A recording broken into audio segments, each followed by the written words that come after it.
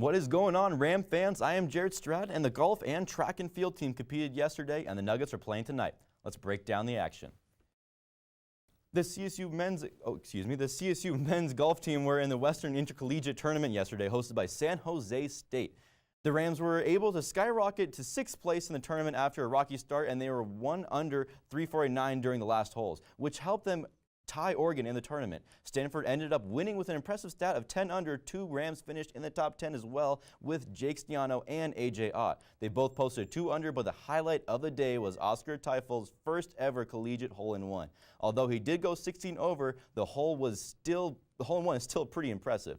The men's golf team will be back in action starting tomorrow against a Ping Cougar Classic that lasts through Saturday. The track and field team didn't just complete last weekend, they also competed yesterday in the Brian Clay Invitational.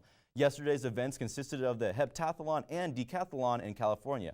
Aria Tate led the Rams with her first place performance in her group with a 14.44 time in the hurdles, which cemented her performance. She also backed it up with a 2nd place high jump and a 3rd place score in the 200.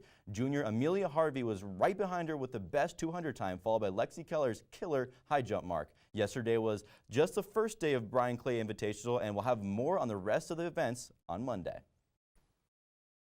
The Denver Nuggets are currently in San Antonio playing the Spurs for the 3rd game of the playoffs. The Nuggets were down for most of their last game until Jamal Murray exploded into the 4th quarter and dropped 21 points. The crazy part about all this is that he only had 3 points going into the 4th quarter, but Mike Malone refused to pull him out of the game. This ended up not only saving this game, but the whole Nuggets season. Murray's 21 points gave the Nuggets their much-needed win and will put them in a better place for the rest of the games during this possible 7-game span. Now for today's score, it looks like the Nuggets are winning right now. It's going to have to be a pretty close game, though. The Nuggets' next game will be against San Antonio again this Saturday at 3:30.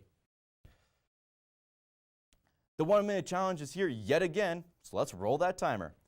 In the NCAA, almost everyone declared for the NBA draft. The most notable are Duke stars Zion Williamson, R.J. Barrett, and Cam Reddish. DeAndre Hunter and Ty Jerome are going to the pros, as well as Kyle Guy and hometown hero Jared Culver. The Hauser Bros are looking to transfer from Marquette, and LSU has a new athletic director. There's no surprise at all, though, considering all the LSU scandals. The Avalanche have tamed the Flame and are up 3-1 the 7-game series against the Calgary Flames and are expected to complete that upset. In the NBA, the 76ers and Nets are beefing due to Joel Embiid's elbow to Jared Allen, with Ben Simmons getting on the action against Jared Dudley. Even after the Raptors blew out the Magic, Kawhi Leonard is still expected to go to LA. And the NFL, Chris Harris Jr. wasn't re-signed, but Russell Wilson was, and the NFL schedules were finally released. Demaryius Thomas joined the dark side, the Patriots, and the draft is still looking crazy. After the top 2 picks, no one really knows what's going to happen. There's been reports that many teams are looking to trade up to get their quarterback of the future, but the Broncos aren't a part of that conversation, even though Von Miller really wants Dwayne Haskins. The Broncos could also be looking to see if anyone falls like Bradley Chubb last year. Good thing, but like Bradley Chubb likes Devin White. And Buffalo's Tyree Jackson is also looking like a solid pick, day 2 in the draft for a quarterback. Oh, geez.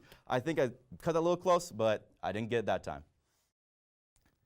Well, that's all the sports I have for tonight, but make sure to stay updated on sports throughout the week by following us on Twitter at sports_CTV. But don't go anywhere just yet. Up next, we have Lorna Cutt talking about Drake, but not Josh, coming to CSU.